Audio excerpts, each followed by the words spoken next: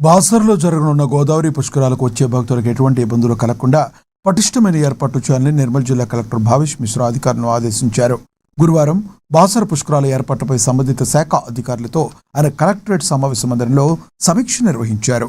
వచ్చే సంవత్సరంలో నిర్వహించే గోదావరి పుష్కరాలకు వచ్చే భక్తుల రద్దీని దృష్టిలో ఉంచుకుని అన్ని ఏర్పాట్లను ముందస్తుగా పూర్తి చేయాలని సూచించారు. ముఖ్యంగా పాత పుష్కర ఘాట్లకు అవసరమైన మరమ్మతులు చేపట్టడంతో పాటుగా అవసరమైన చోట కొత్త ఘాట్ల నిర్మాణానికి చర్యలు తీసుకోవాలని ఆదేశించారు. పుష్కర ఘాట్లను భక్తులకు కనువిందుగా ఉండేలా సుందరీకరించాలని, కళ్యాణ కట్ట, పిండ ప్రధాన వేదికలు, దుస్తులు మార్చుకునే గదులను తక్షణమే నిర్మించాలని సూచించారు. చేపట్టే ప్రతి నిర్మాణ పనిలో నాణ్యతా ప్రమాణాలు తప్పనిసరిగా పాటించాలని, ఘాట్ల సమీపంలో భక్తులకు తాగునీటి కొరత లేకుండా తగిన ఏర్పాట్లు చేయాలని తెలిపారు. అలాగే ఆయా శాఖ అధికారులు తమకు కేటాయించిన పనులకు సంబంధించిన పూర్తి స్థాయి ప్రతిపాదనలను వెంటనే సిద్ధం చేసి సమర్పించాలని సూచించారు.